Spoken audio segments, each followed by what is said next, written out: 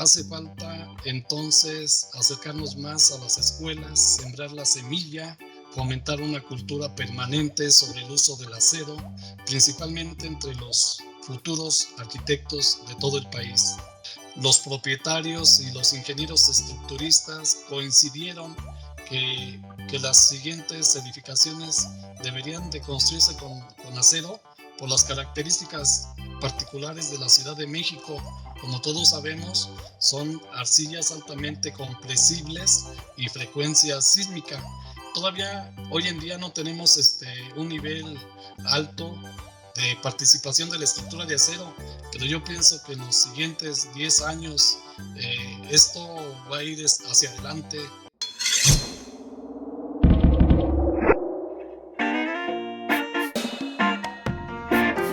Hola a todos nuestros podescuchas, bienvenidos a este cuarto episodio de nuestra nueva temporada de Hablando en Acero. Doy la bienvenida a mis compañeros, a Yari, que ya por fin estás acá en este episodio. De vuelta. Y Oscar, bienvenido, ¿cómo estás? Muchas gracias, muy bien. Otra vez, qué gusto saludarlas. Y pues bueno, arrancamos el programa un poco como invitándolos, primero que nada, a que si les está gustando esta nueva temporada, pues que no dejen de visitar nuestro canal, de ver los episodios pasados, ¿por qué no? Y también pues de compartirlo. Es muy importante para nosotros que esté difundiéndose este programa porque lo hacemos con muchísimo cariño y para ustedes. Y bueno, también quisiéramos comentarles que el pasado viernes, 1 de julio, se celebró el Día del Ingeniero. Y para Virdao Corsa es muy importante celebrar esta profesión porque es muy importante sobre todo para la industria de la construcción. Así que estamos dedicando este programa especial para todos los ingenieros, primero con un invitado especial y que es un referente en la ingeniería, sobre todo en la ingeniería del acero, y Yari nos trae una cápsula especial, ¿no? Hablando de alguien, de un ingeniero interesante por ahí. Y a lo mejor no sabrán, pero los tres somos ingenieros, cada uno especializado en una rama diferente porque hay que saber que la ingeniería tiene muchas disciplinas. Entonces, vamos a comenzar un poquito platicando entre nosotros cómo encontramos nuestra vocación o por qué decidimos estudiar ingeniería.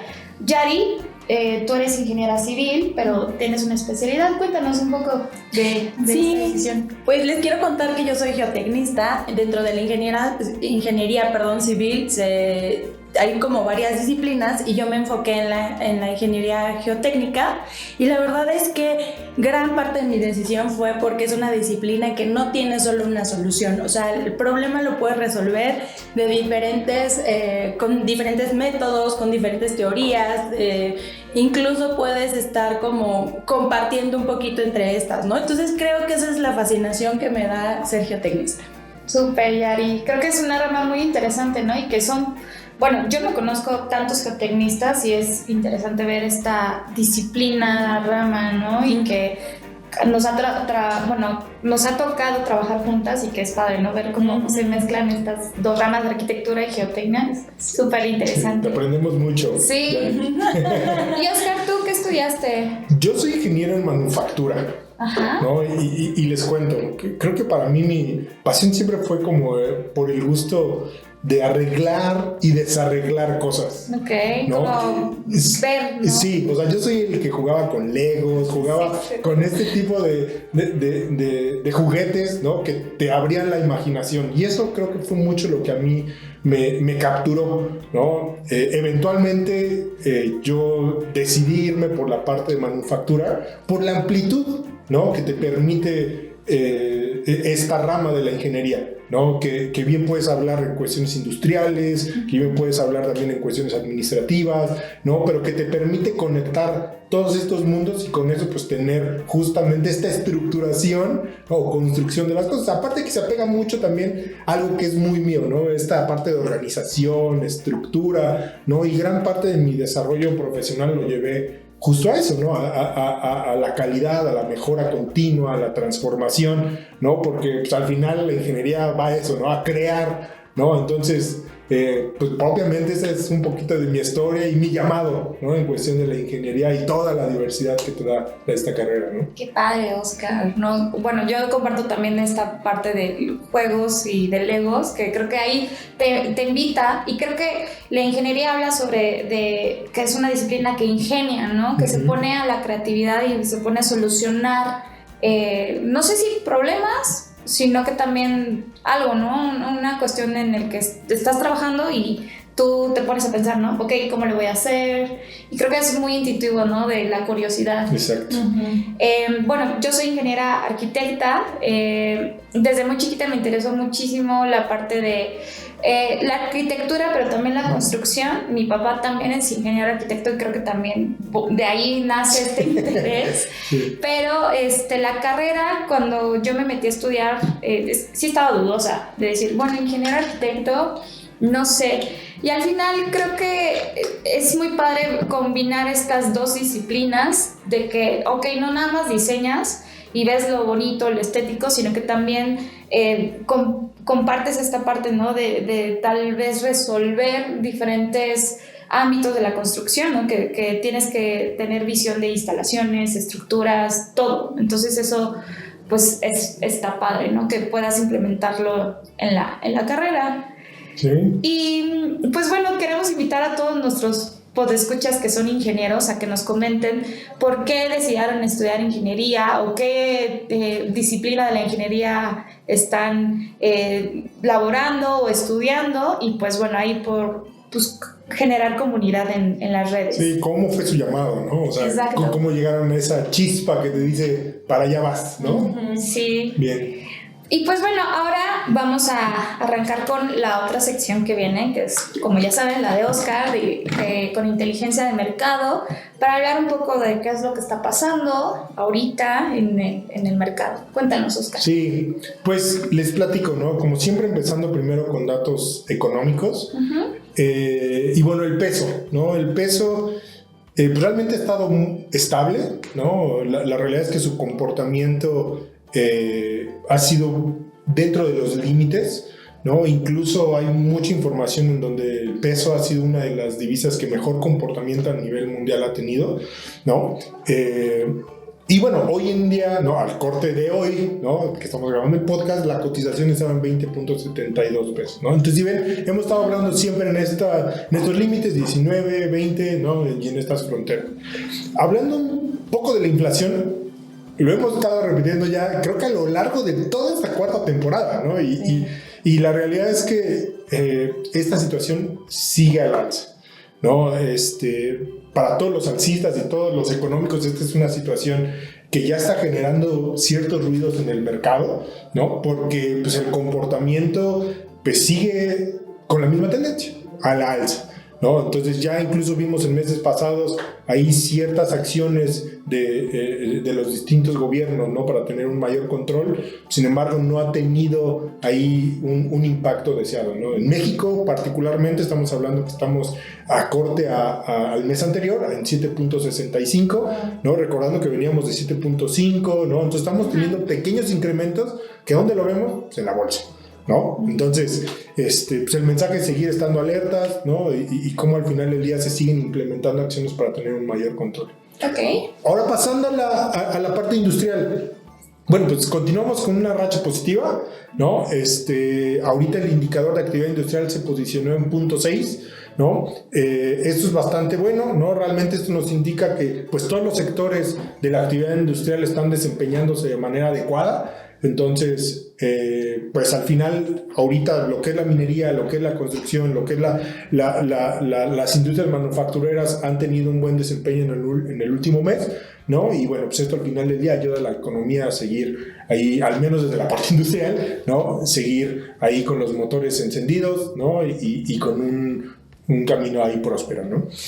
Ahora pasando a los datos económicos, a los datos de mercado internacional, ¿no? Ahí la World Steel publicó su información de producción de acero crudo, ¿no? En donde, voy a ver mis notas, ¿no? Para tener el dato correcto, en donde compartió que en el mes de mayo se producieron 169.5 millones de toneladas, lo que es una disminución de 3.5 versus el mismo periodo del año pasado. O sea, se está haciendo menos acero. Exactamente. Y algo particularmente que atrae en esta situación es que todas las regiones tuvieron una menor producción, ¿no? Entonces, y la historia es así, ¿no? Si hablamos de África, 1.1 con 18.9% menos de producción, Asia y Oceanía con 126 millones, que es 1.7 menos, ¿no? Estados Unidos, la Unión Europea, 19.9, que es un 6.8 menos, ¿no? Hablando puntualmente de la región de Norteamérica, fueron 9.9 millones de toneladas, que es 4% menos. Entonces, si vemos todas las regiones, hubo una contracción en la producción, ¿no? Que es un poco también el síntoma de ya cómo estamos viendo que los mercados se están estabilizando después de un momento, ¿no? Que hubo mucho auge, ¿no? Entonces también hay que tener eso en el radar y por qué un poquito también ahí la producción tuvo este pequeño retroceso en términos de producción, ¿no? O sea, eso...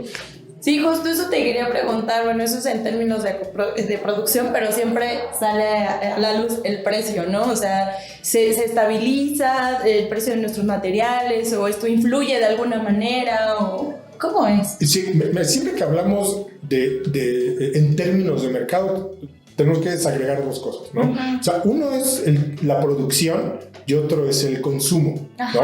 Al final el acero es un commodity, ¿no? Y al final, por la oferta y demanda, entra el factor del precio, ¿no? Entonces, el hecho de que haya una reducción en la producción no es vinculante con el precio, ¿no? Entonces, si bien es parte del análisis, ¿no? Son dos cuestiones separadas, ¿no? Que vale la pena analizarse de manera separada.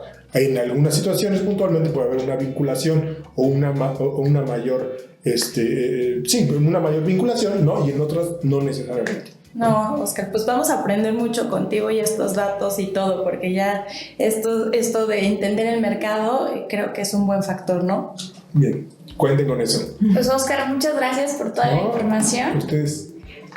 Vamos a continuar entonces con nuestra siguiente parte del programa, que es la entrevista con nuestro invitado especial.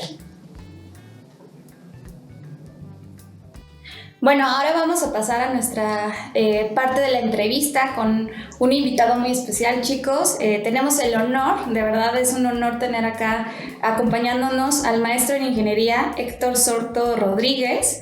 Así que pues me voy a permitir leer un poquito de su semblanza para quienes no lo conocen. Titulado con mención honorífica en la Universidad Michoacana de San Nicolás de Hidalgo, con especialización y maestría en la Escuela Nacional de Trabajos Públicos en León, Francia, y el Centro de Altos Estudios de la Construcción de París. Es doctorante en el Instituto de Ingeniería de la UNAM, autor de 14 libros sobre estructuras de acero. Fue secretario técnico de las Sociedades Mexicanas de Ingeniería Estructural, Sísmica y del Instituto Mexicano de la Construcción en Acero. Profesor de varias universidades mexicanas y de Sudamérica, asesor también en el diseño estructural de megaproyectos de acero en Argentina, Brasil y México. Es autor de 25 libros y artículos de estructuras de acero en la revista de Cámara Mexicana de la Industria de la Construcción y es director general del Centro Regional de Desarrollo en Ingeniería Civil.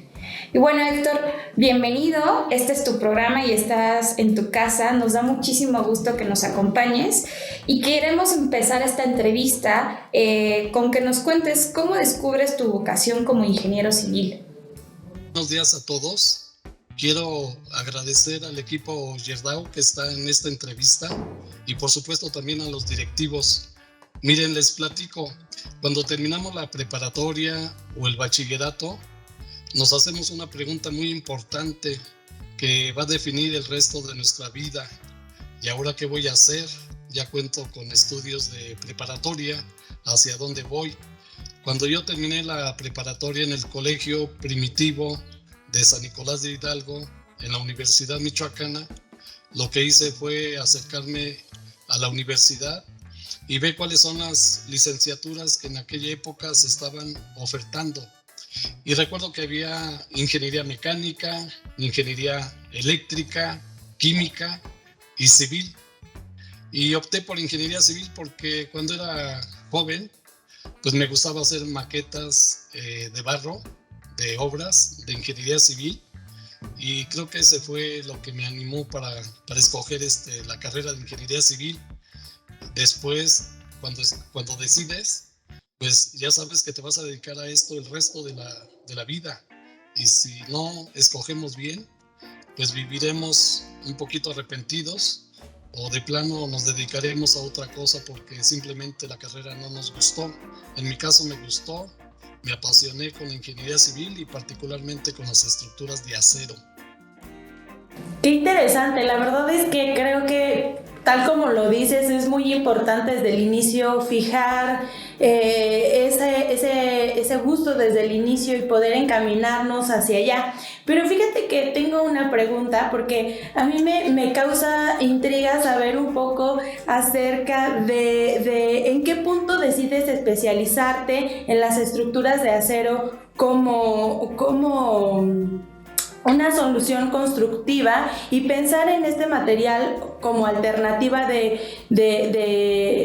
o una opción óptima en la construcción. Que cuando terminé la licenciatura, pues llevamos una materia de estructuras metálicas, estructuras de acero. El profesor que nos imparte esta materia, el ingeniero Fernando Tavera, pues la hizo de una manera muy amena, interesante. Y nos comentaba en aquella época que las estructuras de acero en México tenían una participación muy baja en la industria de la construcción. Entonces me quedé con esa idea y pensé que era la oportunidad para especializarme en estructuras de acero. Concursé una beca para Francia, afortunadamente la obtuve, y cuando terminé la licenciatura entonces me propuse como meta enfocarme directamente a las estructuras de acero, porque sabemos que en Europa, en Asia y en otros lugares del mundo tiene un nivel de desarrollo muy importante, no así en México. Entonces, al especializarme en estructuras de acero, yo pensaba que al regresar a México pues tendría mucho más oportunidad que los ingenieros que se especializan en otro tipo de estructuras, como son las de concreto reforzado, las de mampostería, porque cuando regresamos a México, la construcción en acero era muy baja en todo el país, y por eso me interesaron las estructuras de acero, porque sabía que era una especie de nicho de mercado en un futuro corto. Eso fue lo que me animó para especializarme en estructuras de acero. Profesor, ¿no?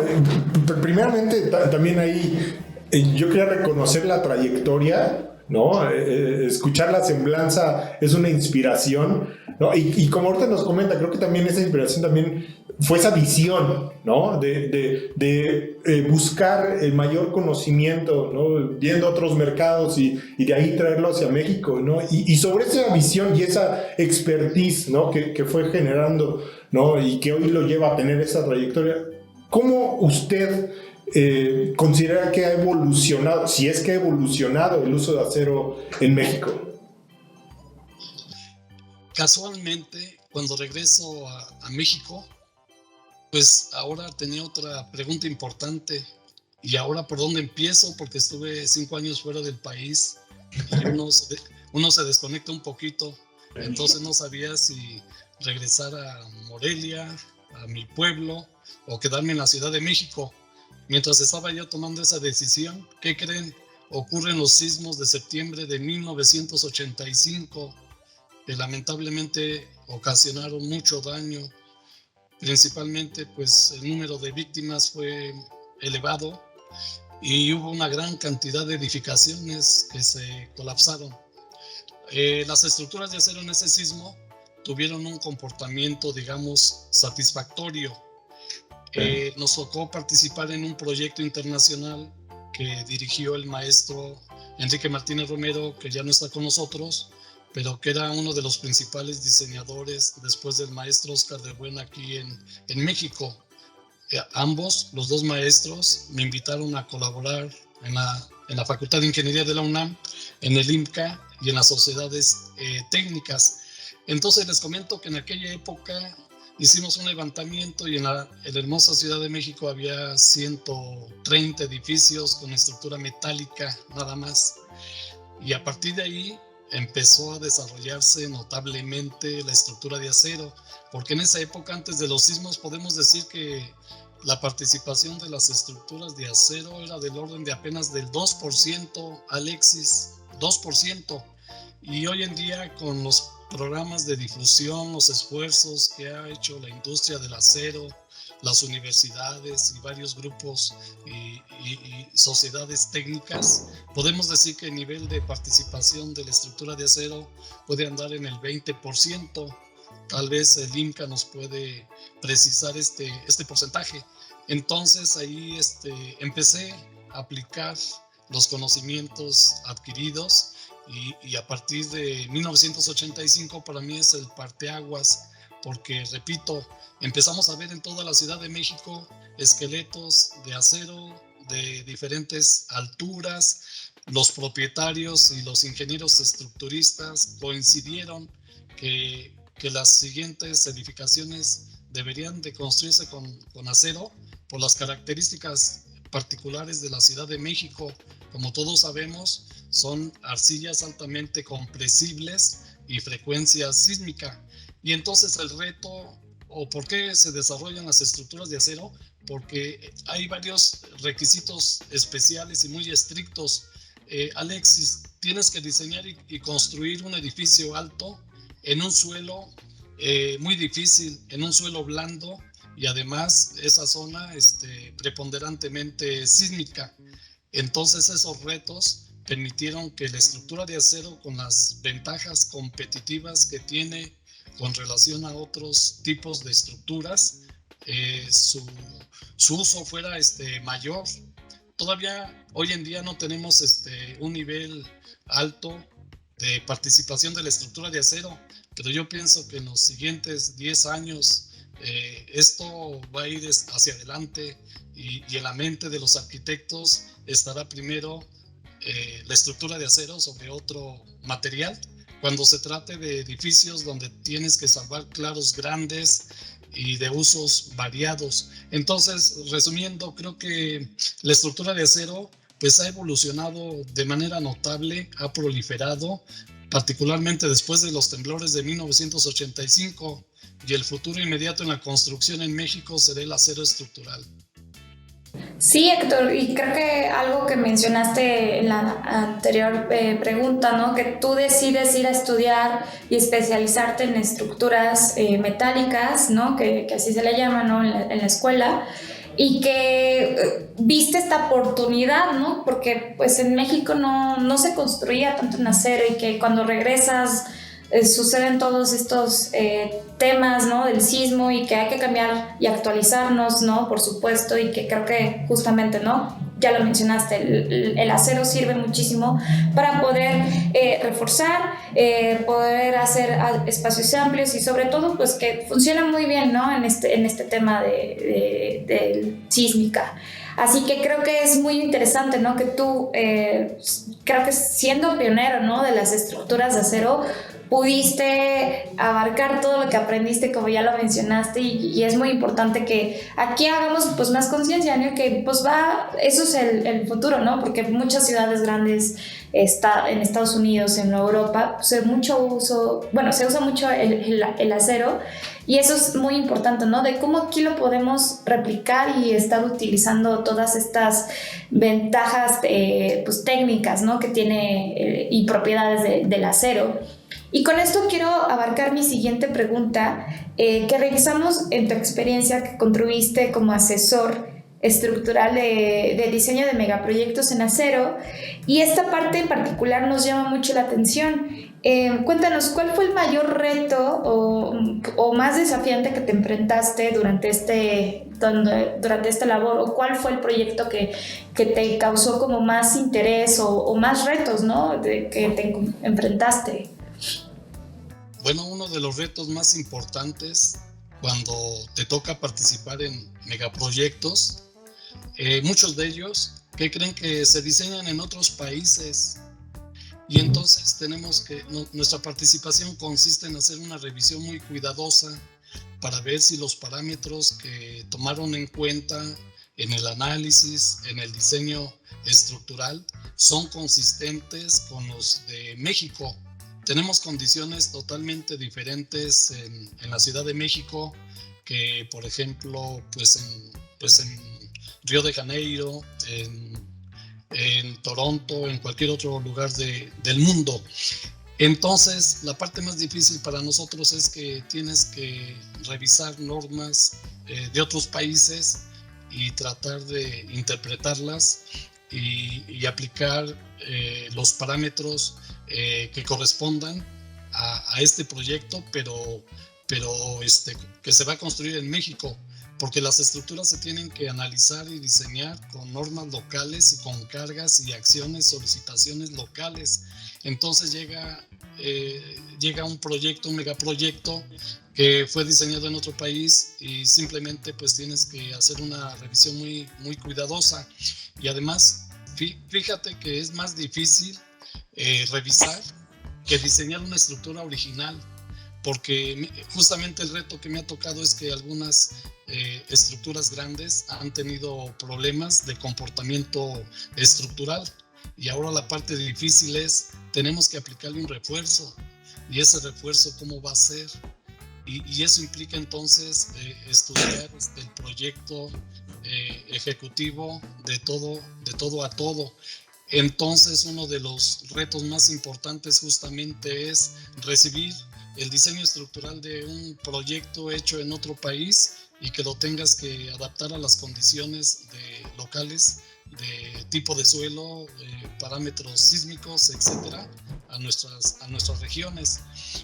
Los materiales son diferentes de un país a otro, los criterios del ingeniero estructurista varían de un país a otro, los programas de computadora en general, ahí sí coincidimos, pero hay muchos factores que sí son muy distintos y que tienes que revisar, evaluar, y al final del día pues tienes que entregar una memoria de revisión de ese proyecto, y muchas veces te puedes encontrar con algunas discrepancias. No sé, les puedo comentar un caso específico que estoy recordando ahorita.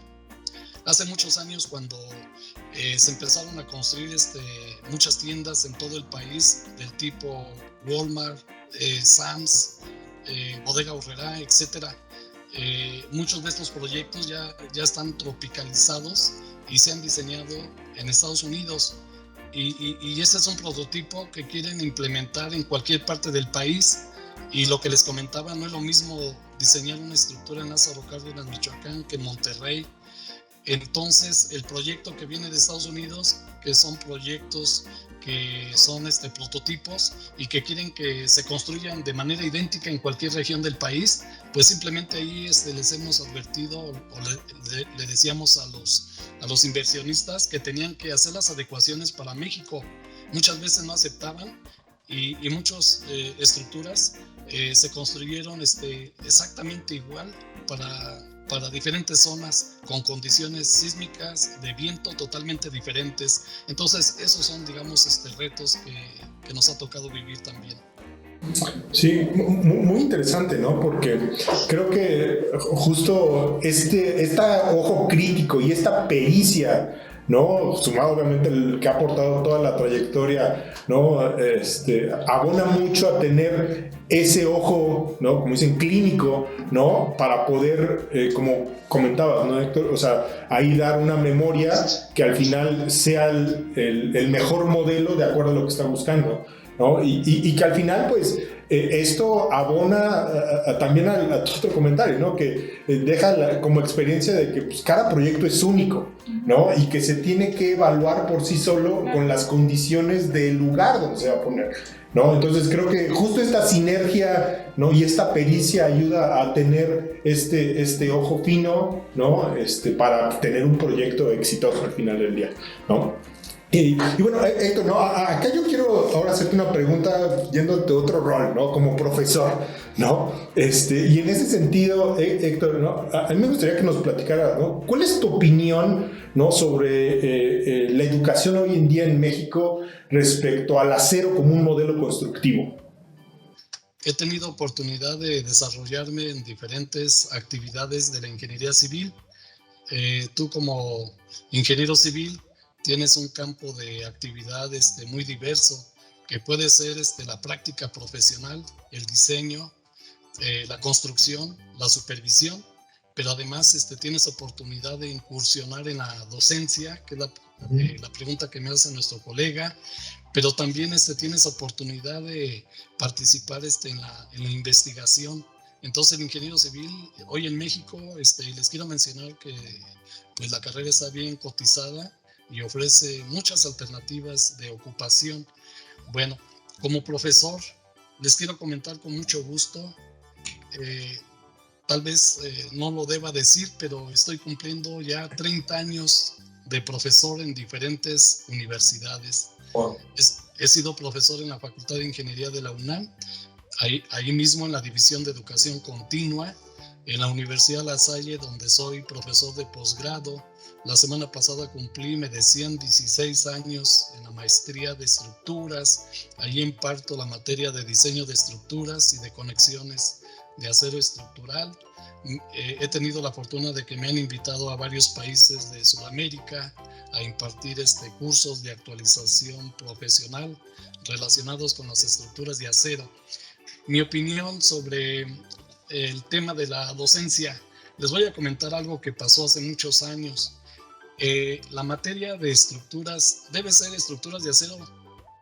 Erróneamente le llaman estructuras metálicas porque en las escuelas solamente estudiamos el acero estructural, y si fueran estructuras metálicas, pues ahí cubre, pues digamos que el aluminio, el bronce y otros metales, y eso no los estudiamos. Por lo tanto, la materia es simplemente estructuras de acero. El problema que había hace muchos años, después de los temblores del 85, creo que allí estuvo un poco mal por parte de las universidades, es que la materia era optativa y solamente se daba en un semestre, mientras que la materia de concreto reforzado era obligatoria y se daba en 2 semestres. Eso cambió un poquito. Sin embargo, algo que he notado, porque yo soy profesor tanto de la Facultad de Ingeniería Civil y de las escuelas de arquitectura, uno de los problemas a nivel de enseñanza es que, por ejemplo, a los chicos que van a ser arquitectos, les enseñamos mal la materia de estructuras metálicas. Los jóvenes que van a terminar arquitectura, pues no se van a dedicar al diseño estructural. Nosotros como profesores tenemos que decirles qué pueden hacer con este maravilloso material, cómo lo pueden aplicar en sus proyectos. Entonces la educación ha cambiado, pero hace falta, especialmente en las escuelas de arquitectura, sembrar la semilla, porque los arquitectos son los que al final de cuentas son los que deciden cuál es el tipo de material, tipo de estructura que van a usar en un proyecto, y si no les enseñamos correctamente para la toma de decisiones, pues ellos van a escoger otro tipo de construcción. Resumiendo, hace falta entonces acercarnos más a las escuelas, sembrar la semilla, fomentar una cultura permanente sobre el uso del acero, principalmente entre los futuros arquitectos de todo el país.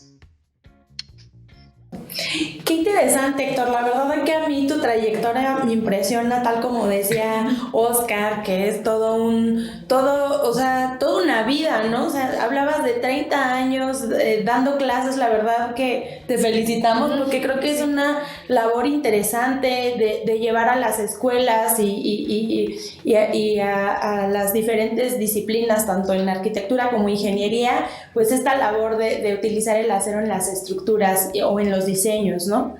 Pero fíjate que ya estamos terminando, y acá en el programa tenemos siempre una pregunta que nos gusta como ir más allá para conocerte, para saber, aparte de las estructuras, que entiendo que es tu pasión, ¿qué es lo que te gusta hacer día con día como para relajarte? Pues en realidad hago muchas actividades comunes. De repente me gusta ir al cine si hay una buena película. Me gusta escuchar la música clásica, la música pop, la música de los 70s, 80s, de los 90s. Me gusta muchísimo los fines de semana. Le llamamos pueblear, visitar muchos pueblos de nuestro hermoso país, pero bueno, igual también me gusta mucho viajar, particularmente cuando me invitan a Sudamérica, no solamente la parte académica, sino también conocer otros países, otras culturas. Me gusta mucho, o me gustaba mucho más bien montar a caballo. Me fascinaba esa actividad que es la equitación. En general, pues eso es lo que más me agrada de la vida, o de la poca vida que tengo libre. Eso es más o menos lo que hago, chicos. Pues Héctor, queremos darte muchísimas gracias por acompañarnos. Creo que compartimos muchísimo los tres acá este gusto por viajar, por conocer nuevas ciudades. Creo que ayuda muchísimo, ¿no?, en nuestra profesión ver pues otras construcciones y que ver esas similitudes en la cultura latinoamericana, ¿no?, que habías mencionado, y que también ver las diferencias que se pueden transmitir y que, bueno, complementan, ¿no?, a nosotros, no solamente en el ámbito profesional, sino que, pues por supuesto, en el ámbito personal. Así que, Héctor, de verdad, muchísimas gracias de nuevo por acompañarnos. Es un gusto tenerte por acá, que celebres con nosotros el Día del Ingeniero, que estamos muy contentos, no solamente de compartir con nosotros los Viernes del Acero, y que, bueno, por acá estamos haciendo más cosas en conjunto, los artículos, y bueno, chicos, estamos muy agradecidos, ¿no?, de que haya compartido con nosotros. Muchas gracias, Héctor. Muchas gracias. Muchas gracias, Héctor. Que tengas un buen día. Gracias. Muchas gracias a todo el equipo de Gerdau y también a los directivos de esta empresa importante para el desarrollo de las estructuras de acero en todo México y en América Latina. Buenas tardes, chicos. Gracias. Nos vemos pronto.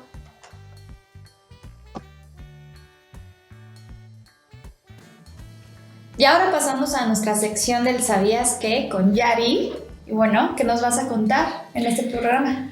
Bueno, pues primero que nada ya saben que es la sección ya del final, ya los quiero relajados, todo el ritual que hacemos en este punto, pero quiero comenzar preguntándoles algo.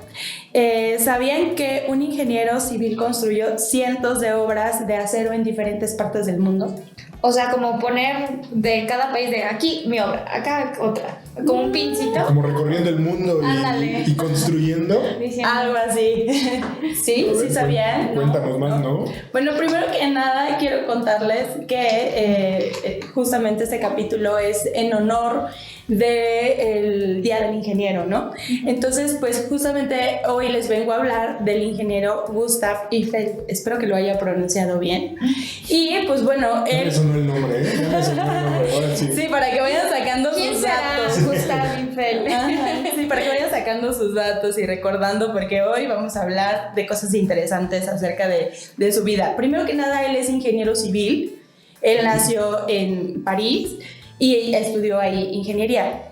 Gran parte de su obra o de todo su legado es enfocado en obras de acero. Entonces, no solamente construyó edificios o puentes, que realmente a él le gustaba mucho diseñar puentes y construir puentes, sino, y su especialidad específicamente, o su pasión, eran los puentes ferrocarrileros. Entonces, en aquella época, París y Francia, bueno, se estaban haciendo muchas conexiones con ferrocarril, entonces él se apasionaba.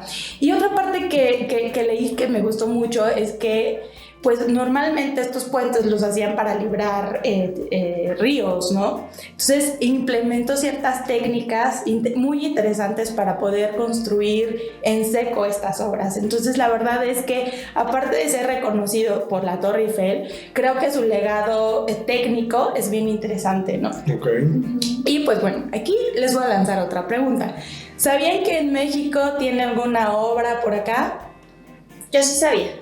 ¿Sí? Yo he escuchado, pero no estoy seguro. No va a meter las manos. Y bueno, también hay rumores, ¿no? Sí. Hay rumores de que una es de él, luego otros dicen que no, entonces no se sabe si sí o no son de él. ¿Tú Sí, sabes, Gaby? pues miren, me puse a investigar porque justamente había como mucha controversia con este tema. Como saben, pues les digo que Eiffel tiene como esta parte de construir puentes ferrocarrileros, y justo se le atribuye que el puente de fierro, así conocido en Ecatepec, él lo diseñó y lo construyó por encargo del presidente Porfirio Díaz en su momento, ¿no? En 1870. Pero me puse a investigar, hice una tarea ardua, y ¿qué creen, chicos? ¿Qué? Mito. Sí, totalmente. Mira. No quería decepcionarlos, porque siempre queremos acá tener en México algo, ¿no? Algo Un cachito. un cachito de París, un cachito de por allá, pero pues no, lamento decirles que toda la obra, hasta el momento que está marcado en cierta literatura, pues no está confirmada científicamente, ¿no? De que sean de él. Entonces, justamente me di a la tarea y dije, bueno, si no es de él, ¿cómo es la historia de este puente? Aprovechando un poquito el tema. Y quiero ser breve porque creo que sí, son datos un poquito de historia. Y bueno, este puente se construyó por encargo a Inglaterra y se trajo a México. Se construyó en 1895. Fíjense que esta fuente la encontré por la doctora en antropología Angélica Rivero López, que justamente es cronista del municipio de Ecatepec.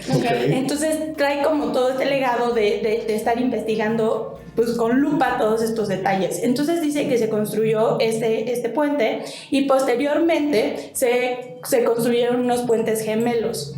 Y esto ya por encargo de la ISCOP, que es la Secretaría de Comunicaciones y Obra Pública, ¿no?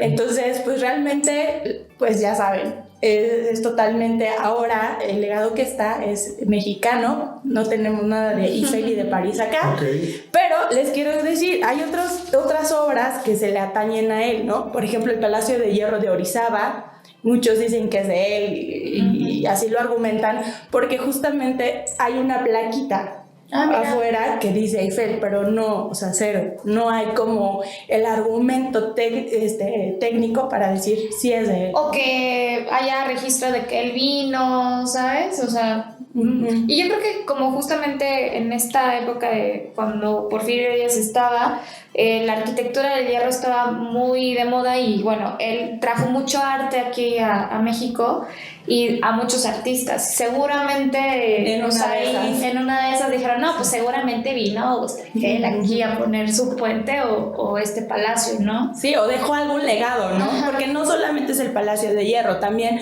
por ejemplo, está la iglesia de Santa Bárbara, que está en la península de Baja California, también se dice que es de él. O el kiosco del Jardín de Juárez en Cuernavaca. Entonces, al menos estas 4 obras, el puente, el kiosco, la iglesia y el palacio, se atañen a él, pero hasta ahora no hay un registro que formalmente lo haga de su propiedad, ¿no? Y bueno, también esto me ayudó un poquito porque estuve revisando una tesis de una historiadora y arquitecta, la doctora Roberta Vasallo, que de hecho la invitamos al podcast, ¿no? Estuvo por acá invitada. Tiene una tesis bien interesante sobre la arquitectura de hierro, y la verdad es que tomé un texto que me gustó mucho porque creo que hace alusión a justo lo que comentaba Alexis, ¿no? Que justamente en la etapa del porfiriato, pues esta conexión entre los países pudo surgir de ahí ese mito. Y mientras en Europa la Torre Eiffel nadie la aceptaba, nadie la quería yo creo que Alexis tiene más sensibilidad de esa historia, ¿no? De que nadie la aceptaba. Sí, no les gustaba, no querían esta torre porque dañaba la imagen de la ciudad, era como este monumento de fierros que está dañándolo el arte, el Art Nouveau, que estaba pues muy de moda en París. Pero justamente gracias a la exposición de Francia, que no me acuerdo el año, pero casi a inicios de la modernidad, justamente trajo mucha industria, y por la revolución industrial llegó a usarse mucho el acero y a progresar y a hacer, ¿no? Exactamente. Obviamente ahorita tal vez a algunos parisinos les guste, algunos digan, ¿qué es esto? ¿No? Pero bueno, forma parte como una identidad de la ciudad, ¿no? Y que todos mundos, bueno, toda la gente, perdón, lo conoce y dicen, pues, París, ¿no? Por la Torre Eiffel. Digo, yo no he ido a París, pero no sé si tú, Oscar, has ido y conoces la torre. Pues sí, seguramente nos contarás cómo la viste, cómo la disfrutaste. Para mí se me hace una obra realmente apantallante, ¿no? En el aspecto más cuando conoces esta historia. Yo no conocía estos detalles, ¿no? O sea, hoy yo la veo como un ícono, ¿no? Un emblema incluso del país, ¿no? Y la realidad es que más viéndolo, ya cuando estás en la industria ves las cosas con otros ojos, Claro. ¿no? Y yo cuando lo veo con los ojos de estar en la industria, ¿no? Digo, wow, ¿no? A mí se me hace una obra fenomenal por la obra, ¿no?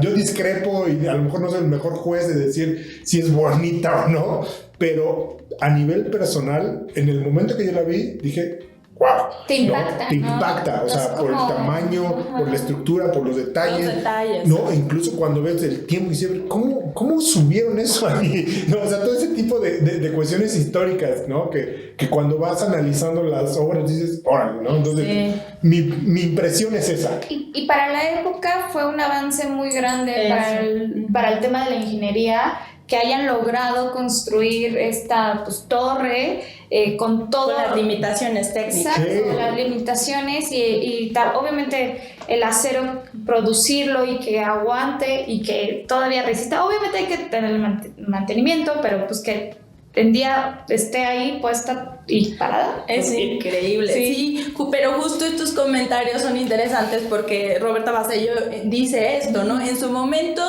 la verdad es que en París, o sea, la criticaban mucho, ¿no? Pero en la actualidad, ahora que Oscar, supongo que recientemente la viste, o tú, Alexis, o sea, creo que en la actualidad nos da un impacto diferente. Pero bueno, mientras se construía o se terminaba de construir, en México la arquitectura de hierro se veía como un tema de progreso, ¿no?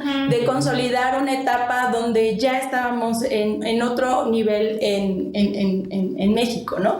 Sí. Y pues bueno, chicos, esto les quería contar. La verdad es que yo me puedo extender un poquito, pero la verdad es que pues les recomiendo que lean un poco la tesis y que si tienen algún comentario nos los dejen en las redes sociales o pues en este episodio, ¿no? Sí, pues Yari, muchísimas gracias. La verdad es que estuvo súper interesante y que pues podamos compartir entre todos, como ya dijo Yari, déjennos sus comentarios. Y si les gustó este programa, no olviden compartirlo pues en las redes sociales. Denle manita arriba en YouTube, suscríbanse también en la campanita para que les avise cuando estamos subiendo nuevos episodios. Obviamente también estamos en Spotify, si quieren escucharlo mientras van manejando o trabajando, pues ahí lo pueden escuchar. Y bueno, nos vemos en el siguiente episodio, donde vamos a entrevistar a la arquitecta Rosana Montiel para hablar sobre la instalación de Stand Up for the Seas, donde hubo una colaboración de Gerdau Corsa. Ya les contaremos. Pues gracias, Oscar. Gracias Yari. a ustedes. Cuídense mucho. Bye. Gracias.